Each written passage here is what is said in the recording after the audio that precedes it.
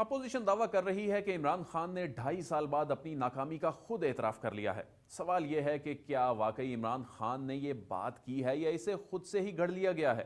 اگر وزیر اعظم نے یہ بات کہی ہی نہیں تو دوسرا سوال یہ پیدا ہوتا ہے کہ اس تمام فسانے کی بنیاد کیا ہے؟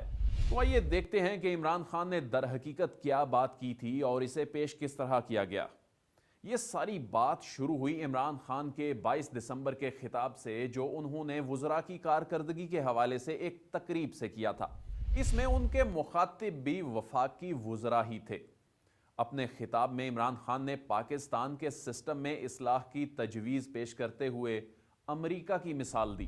عمران خان نے امریکہ کی مثال اس لیے دی کہ 3 نومبر کو امریکہ میں صدارتی انتخابات ہوئے اور 2 روز میں واضح ہو گیا کہ اگلے امریکی صدر جو بائیڈن ہوں گے۔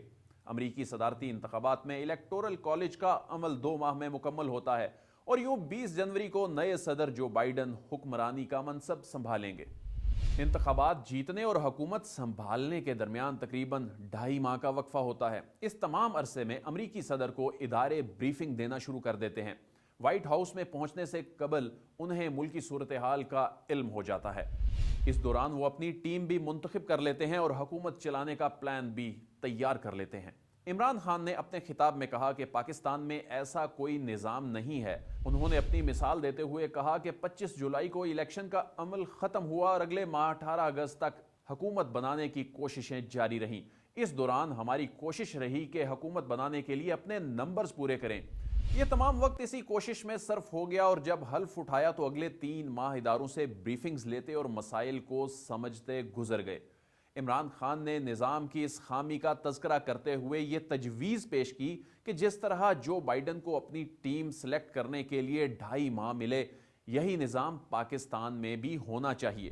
وزیر اعظم نے مزید کہا کہ وزراء کو اپنی وزارتوں سے متعلق بیوروکریسی کی طرف سے پوری بریفنگ ملنی چاہیے تاکہ حکومت میں آنے کے بعد وزراء کا وقت ضائع نہ ہو۔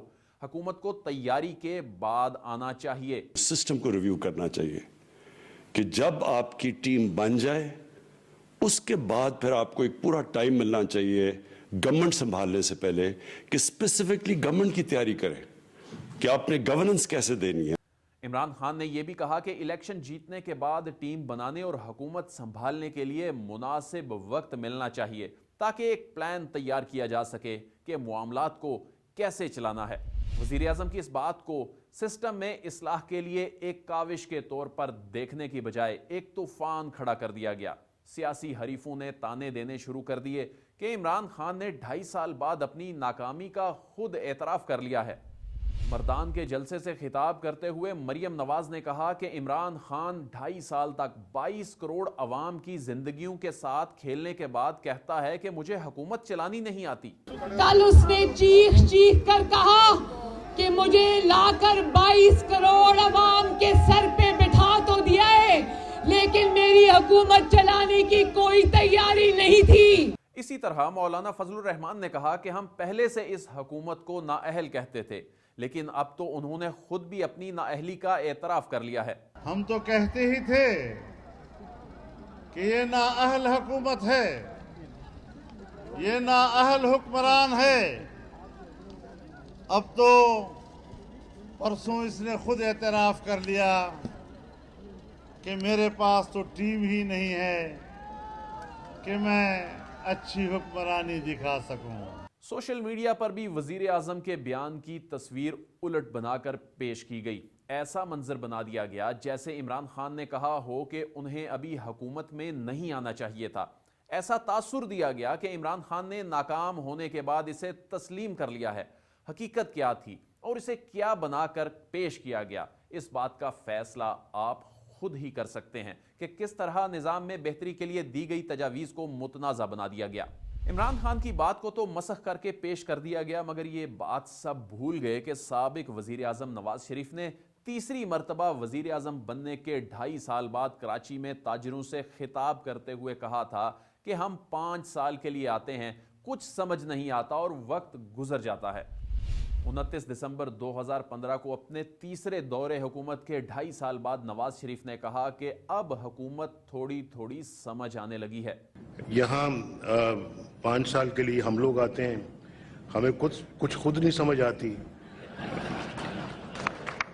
اور وقت گزر جاتا ہے. مجھے سمجھ آئی ہے, آنکھ کھلی تو پتہ لگا 1 سال گزر گیا ہے.